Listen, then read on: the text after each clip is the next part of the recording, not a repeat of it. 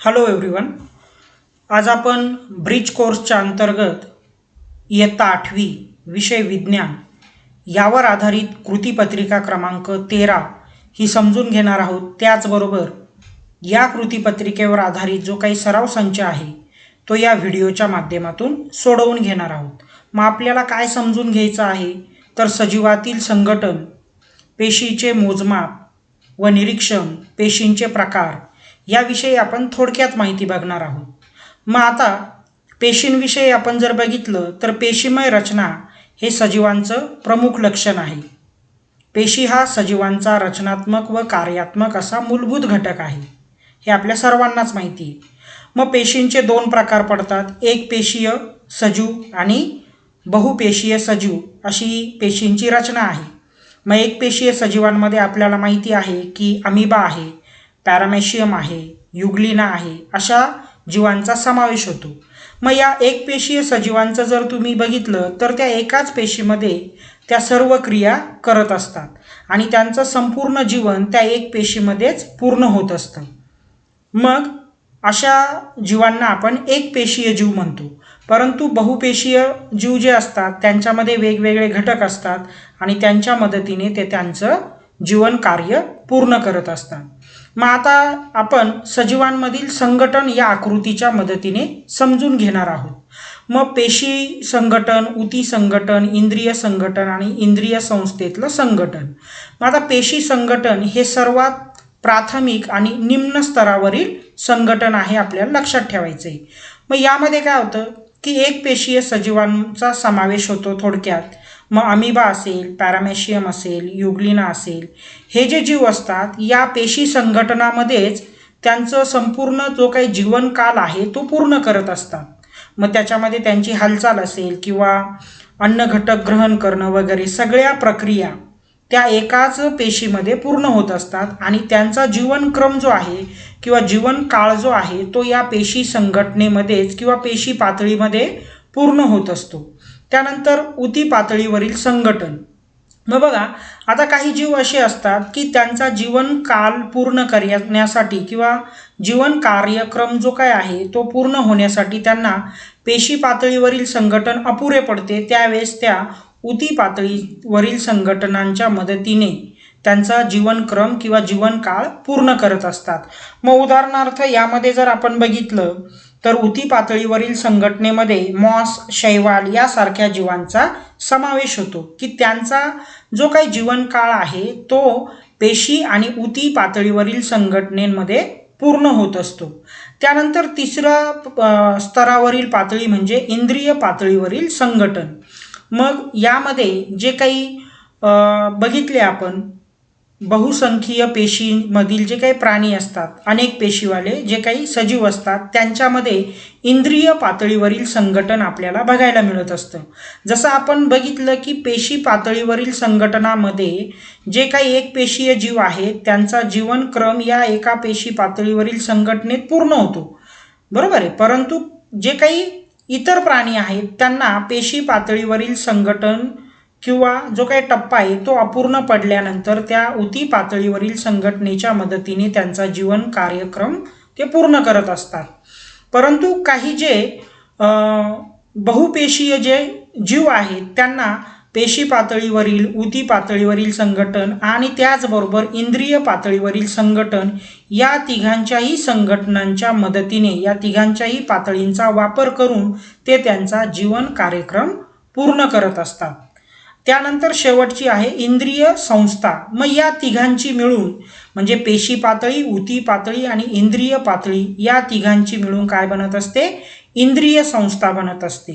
म्हणजेच मग आपण या ठिकाणी म्हणू शकतो की इंद्रिय पातळीवरील संघटन हे सगळ्यात उच्च पातळीचं संघटन आहे आणि पेशी पातळीवरील संघटन हे सर्वात निम्न स्तरावरील संघटन आहे. मग या तिघांच्या संघटनांतून इंद्रिय संस्था बनत असते आणि इंद्रिय संस्थेतून हे जे काही अनेक पेशीय जो जीव आहे म्हणजेच मानव याची रचना या ठिकाणी आपल्याला बघायला मिळत आहे. तर अशा प्रकारे सजीवातील संघटन आपण या ठिकाणी पाहिलं. म्हणजे प्रत्येकाचा जो काही जीवन कार्य आहे त्या जीवन कार्यानुसार ह्या संघटन पातळ्या ठरलेल्या आहेत. समजतंय तुम्हाला? मग एक पेशीय जे काही जीव आहेत ते त्यांच्या जे काही कार्य आहे ते एकाच पेशीत पूर्ण होत असतं, म्हणून त्या या पेशी पातळीवरील संघटनेमध्ये जीवन कार्य पूर्ण करतात त्यांचं. मात्र काही जीव असे आहेत जसं शैवाल वगैरे, यांना त्यांचं जीवन कार्य पूर्ण करण्यास फक्त पेशी पातळी पुरेशी नसते, मग त्या ऊती पातळीच्या माध्यमातून त्यांचं जीवन कार्य पूर्ण करतात. मग बहुपेशीय जे जीव आहेत त्यांना त्यांचं जीवन कार्य पूर्ण करण्यासाठी पेशी पातळी, ऊती पातळी आणि इंद्रिय पातळी तिघांचीही गरज पडते आणि त्यानंतरून हे बहुसंख्य पेशीचे जीव त्यांचं जीवन कार्य पूर्ण करत असतात. मग अशा प्रकारे हे सजीवातील संघटन आपण थोडक्यात समजून घेतलं. आता पेशींचे मोजमाप आणि निरीक्षण बघा, आपण जर बघितलं तर पेशी ह्या अत्यंत सूक्ष्म असतात, आपल्याला उघड्या डोळ्यांनी त्या दिसत नाही, कारण की त्यांचा आकार खूपच छोटा असतो. मग या पेशींना जर आपल्याला बघायचं असेल तर सूक्ष्मदर्शिकेचा वापर करावा लागतो. मग पेशीच्या आकारमानाने किंवा आकारमानाचे मोजमाप हे मायक्रोमीटर आणि नॅनोमीटर या एककाचा वापर करून केला जातो, हे लक्षात ठेवायचे. पेशीचं जे काही आकारमान आहे ते मोजण्यासाठी मायक्रोमीटर आणि नॅनोमीटर या एककाचा वापर केला जातो.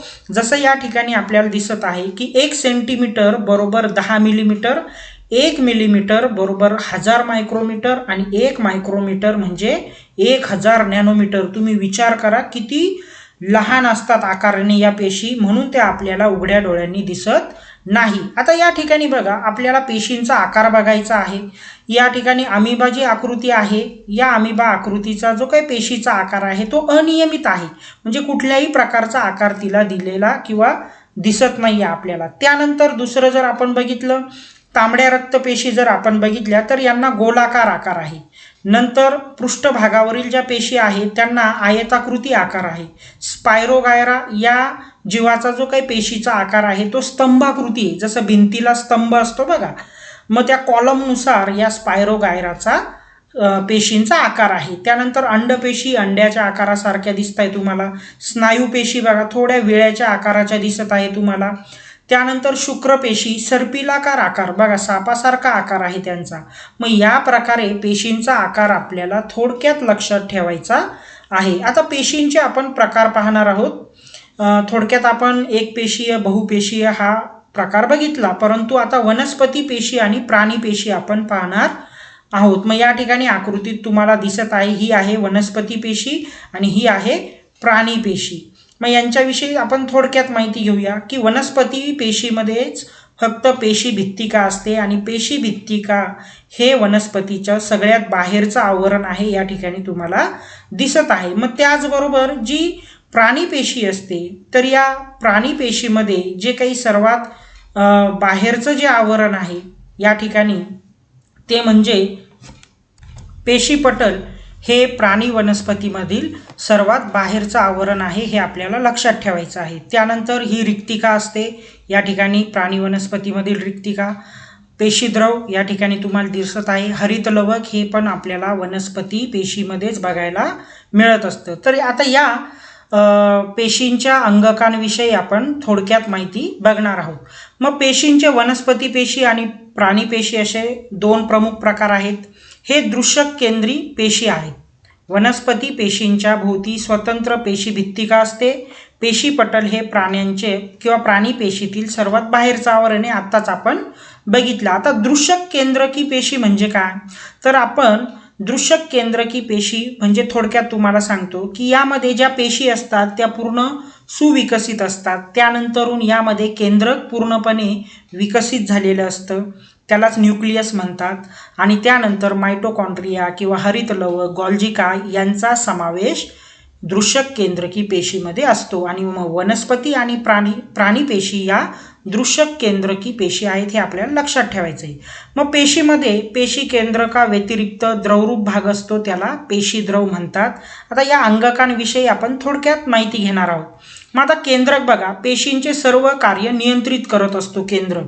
ज्या काही सूचना आहे किंवा जे काही नियंत्रण आहे तर ते पेशींचे नियंत्रण ठेवण्याचं काम केंद्रक करत असतो. त्यानंतर तंतुकणिका हे पेशीचं अंग आहे, मग यातून ऊर्जा तयार करण्याचं काम तंतुकणिका करते. पुढचं जे काही अंगक आहे पेशीचं ते म्हणजे हरितलवके. प्रकाश संश्लेषणाची कार्य करण्याचं काम हरितलवके करत असतात आणि प्राणी वनस्पतीमध्ये आपल्याला बघायला मिळतात. त्यानंतर पुढचं पेशी अंगक आहे रिक्तिका. पेशीतील टाकाऊ पदार्थ बाहेर टाकण्याचं काम रिक्तिका करतात. गॉल्जी पिंड प्रथिनांचे योग्य वितरण करण्याचं काम हे जे काही गॉल्जी पिंड पेशी अंगक आहे ते करत असतं पेशीमध्ये. नंतर आंतरद्रव्य जालिका रायबोझोमने तयार केलेले प्रथिनं गॉल्जी पिंडाकडे पाठवण्याचं काम हे आंतरद्रव्य जालिका पेशी अंगक पूर्ण करत असतं. मग थोडक्यात तुम्हाला ही अंगके आणि त्याचबरोबर त्यांचं कार्य हे समजून घ्यायचं आहे किंवा लक्षात ठेवायचं आहे. मग आपण या ठिकाणी कृतीपत्रिका क्रमांक 13 ही थोडक्यात समजून घेतली. आता यावर आधारित जो काही सराव संच आहे तो आपण सोडवायला सुरुवात करू. मग प्रश्न क्रमांक 1 बघा, योग्य पर्याय निवडून खालील विधान पूर्ण करा. मग प्रश्न पहिला दिलेला आहे, टिंबटिंब हे अंगक फक्त वनस्पती पेशीतच असते. मग तंतुकणिका, पेशीद्रव्य, हरितलवक, केंद्रक. तर योग्य उत्तर आहे हरितलवक.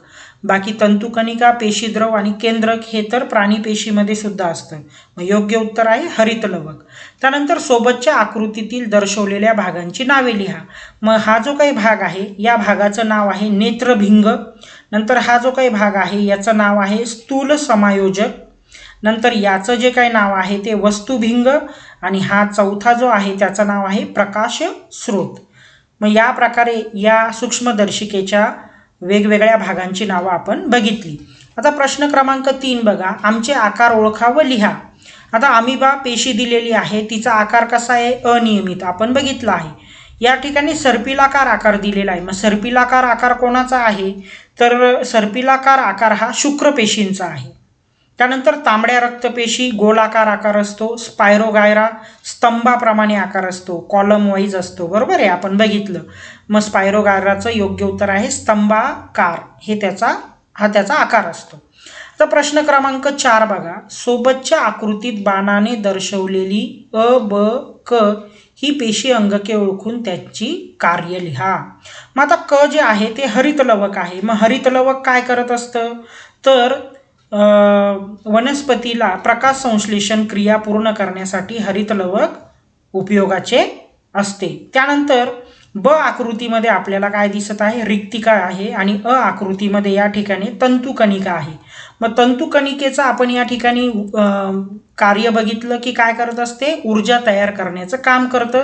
आणि जी काही रिक्तिका आहे ते पेशीतील टाकाऊ पदार्थ बाहेर टाकण्याचं काम करत असतं.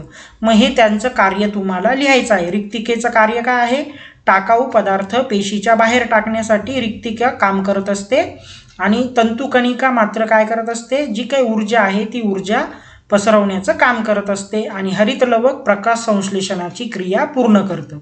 प्रश्न क्रमांक 5 बघा, घरगुती वस्तूंपासून जसे लोकरीचे बंडल, लेमनच्या गोळ्या, कोणतीही डाळ, वाटाणा, रबर, चेंडू इत्यादी किंवा अन्न उपलब्ध वस्तूंपासून पेशीचे मॉडेल बनवा. माहितीसाठी सोबत चित्र दिलेले आहे. आता हे मॉडेल तुम्हाला तयार करायचं आहे की केंद्रक दाखवायचं आहे किंवा त्या ठिकाणी तुम्हाला गॉल्जी काय दाखवायचं आहे, हरितलवके दाखवायचे, तर अशा वेगवेगळ्या वस्तूंचा वापर करून तुम्हाला हे मॉडेल घरी बनवून बघायचं आहे. सो आय होप तुम्हाला कृतीपत्रिका क्रमांक 13 ही थोडक्यात समजली असेल. त्यावर आधारित जे काही सराव संच आहे जो आपण सोडवला त्याची उत्तरं कळाली असतील. मग असेच सोडवलेले सराव संच किंवा कृतीपत्रिका पाहण्यासाठी व्हिडिओला लाईक आणि सबस्क्राईब करा. Thank you very